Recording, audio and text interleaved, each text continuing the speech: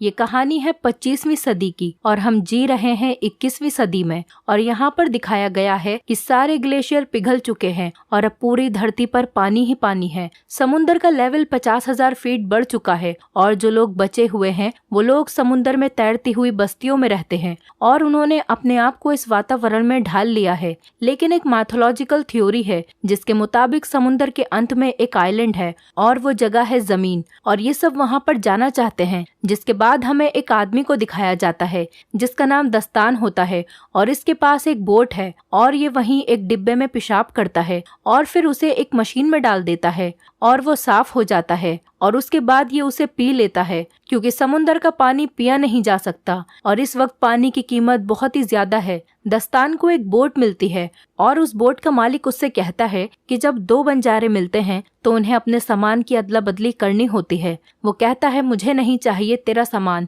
तू अपना काम कर। और तभी यहाँ पर लुटेरे आ जाते हैं जिनका काम बस लोगों को मारना होता है। जैसे ही वो आदमी लुटेरों को देखता है तो वो दस्तान को वो फल दिखाता है जो उसने अभी अभी उसकी बोट से चुराए थे और वो कहता है कि तुम मरोगे, तुम यहाँ से कभी नहीं निकल पाओगे। क्योंकि दस्तान की बोट खराब थी, लेकिन दस्तान की बोट काफी एडवांस होती है और वो कुछ बटन्स को दबाता है और ये देखकर जो उसके फल चुराकर भागा था वो दस्तान की बोट के पर्दे फाड़ देता है, जिस वजह से दस्तान की बोट स्लो हो जाती है। लेकिन वो लुटेरे उसकी बोट को देख लेते हैं और उसे मार देते हैं। दस्तान उन्हें नहीं दिखता, इसलिए वो बच जाता है। दस्तान जल्दी बस्ती तक पहुंच जाता है और उन्हें मिट्टी दिखाता है। मिट्टी देखकर वो लोग चौंक जाते हैं क्योंकि जिस तरह आज के युग में हीरे जवाहरात कीमती हैं, उसी तरह उस टाइम में मिट्टी की कीमत बहुत ज्यादा थी। और दस्तान इसी के सहारे जलबस्ती में एंटर हो जाता है और जब वो दस्तान की मिट्टी को तोलते हैं तो 3 किलो 500 ग्राम होती है।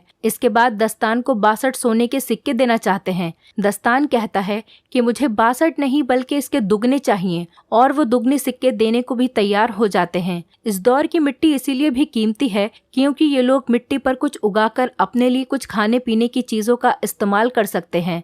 दस्तान सिक्के लेकर एक दुकान पर जाता है और पीने के लिए पानी खरीदता है। वहीं दस्तान देखता है कि एक टमाटर का पौधा है जिसे वो खरीदना चाहता है। दुकान वाली लड़की कहती है अगर ये पौधा तुम्हें चाहिए तो तुम्हें मुझे आधे सिक्के देने होंगे। अब दस्तान को पौधा चाहिए था, इसीलिए वो सिक्के दे देता है और पौधा ले लेता है। इस दुकान वाली लड़की का नाम था देवसेना और इसके साथ एक और लड़की भी थी जिसका नाम था अवंतिका। देवसेना इसकी गार्जियन थी। दस्तान अपना पौधा खरीदकर वहां से जा रहा था, तभी उस बस्ती के कुछ लोग उसके पास आते हैं और उनके पास एक लड़की होती है और वो दस्तान से कहते हैं कि तुम इस लड़की के साथ संबंध बनाओ और जब ये गर्भवती हो जाए तो तुम यहाँ से सामान लेकर जा सकते हो। बस्ती वाले दास्तान को ऐसा इसलिए कहते हैं क्योंकि दास्तान इनकी बस्ती का नहीं है, वो बाहर से आया है और इनकी बस्ती वाले की जो प्रजाति है वो कमजोर है। लेकिन दास्तान उन्हें साफ मना कर देता है। वो कहता है कि तुम्हारे पास कुछ भी नहीं है मुझे देने के लिए। दास्तान जाने लगता है, लेकिन तभी उन लोगों को शक होता है कि ये एक लुटेरा है, इसीलिए वो उसे पकड़ लेते हैं और वो देखते हैं कि उसके कान के पीछे गिल्स हैं और गिल्स देखने के बाद एक आदमी चिल्लाता है कि ये एक म्यूटेंट है और वो उसे कैद कर लेते हैं और पानी में डुबोना शुरू करते ताकि उसके मरने के बाद उसके शरीर को गलाकर एक खाद बनाई जा सके।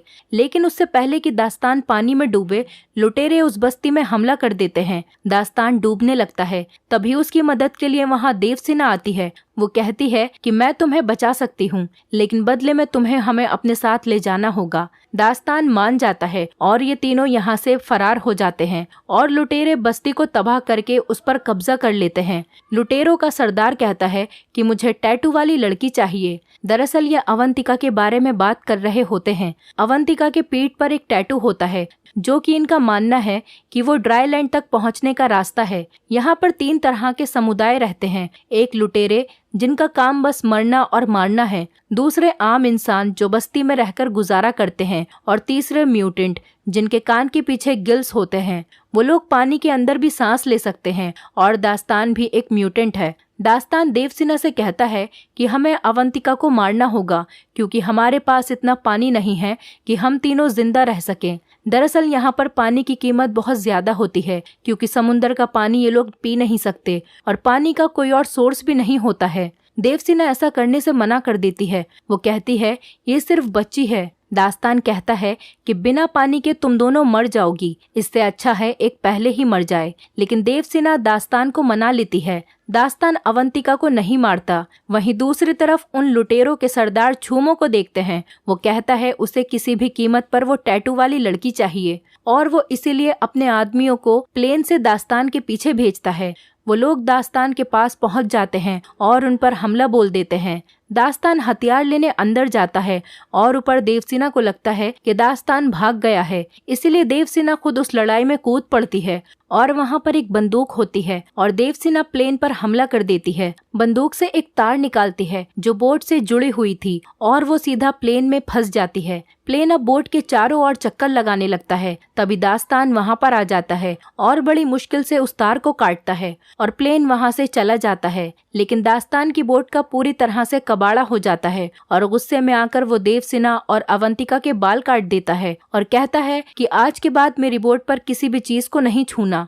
इसके बाद वो अपना सफर जारी करते हैं, जहाँ पर इन्हें एक बोट दिखाई देती है। उस पर एक आदमी होता है। देवसेना कहती है कि हमें उससे बात करनी चाहिए, क्या पता उसके पास कुछ खाने के लिए हो। हालांकि दास्तान ऐसा नहीं करना चाहता, लेकिन वो देवसेना के कहने पर उससे बात करता है। उसके पास एक बेशकीमती चीज होती है और वो होता है कागज, क्योंकि पूरी दुनिया जलाशय है और कागज बनाना नामुमकिन है। और वो आदमी दास्तान से कहता है कि मैं तुम्हें कागज दूंगा, मगर बदले में तुम्हें मुझे देवसेना सौंपनी पड़ेगी। दास्तान मान जाता है और कहता है कि आधे घंटे के लिए देवसेना तुम्हारी हुई। वो आदमी देवसेना को तहखाने में लेकर जाता है और उसकी इज्जत लूटने की कोशिश करता है, लेकिन दास्तान आ जाता है और कहता है कि हमारी डील कैंसिल हुई। वो आदमी चाकू निकाल लेता है और दास्तान पर हमला करने की कोशिश करता है, लेकिन उसकी ये कोशिश नाकाम रहती है क्योंकि दास्तान उसे मार देता है। अब दास्तान जानता है ये दोनों भूखी हैं, इसीलिए वो समुंदर में जाकर एक बहुत बड़ी मछली को मारता है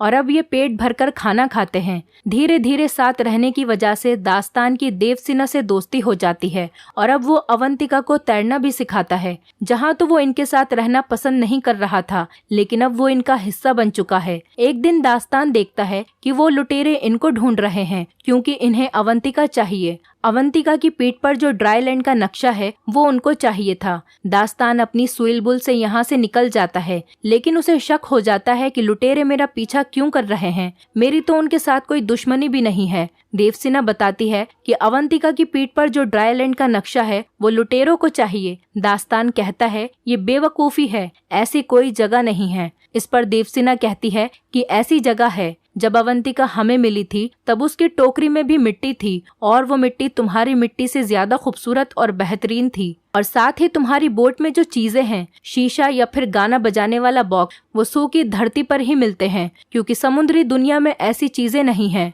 दास्तान कहता है कि आओ मैं दिखाता हूँ तुम्हें सूखी धरती। दास्तान देवसेना को एक बॉक्स में बंद करके पानी में समुद्र के तल पर ले जाता है, जहाँ पर बड़ी बड़ी बिल्डिंग्स थीं जो कि वीरान पड़ी थीं। किसी जमाने में यहाँ पर लोग रहते थे। वो देवसेना को ये सब इसलिए दिखाता है कि उसके मन में जो झूठी उम्मीदें हैं वो खत्म हो जाएं। और जब ये ऊपर जाते हैं तो देखते हैं कि लुटेरों ने इनकी नाव पर पूरी तरह से कब्जा कर लिया है। लुटेरे इनसे पूछते हैं कि अवंतिका कहाँ है। दरअसल अवंतिका लुटेरों को देखकर पहले ही नाव में छुप गई थी। देवसेना अवंतिका को देख लेती है, मगर वो छुपी रहती है क्योंकि लुटेरों पर भरोसा नहीं किया जा सकता। छूमो कहता है कि अगर ये नहीं बता रही है तो इन दोनों को जान से मार दो। और इससे पहले कि ये इन दोनों को मारते, अवंतिका बाहर आ जाती है और वो अवंतिका को कब्जे में ले लेते हैं। छूमो दास्तान और देवसेना को मारने का आदेश देता है, लेकिन इससे पहले कि वो लोग इन्हें मारते, दास्तान देवसेना को लेकर पानी में डूब जाता है। लेकिन देवसेना पानी में सांस नहीं ले सकती थी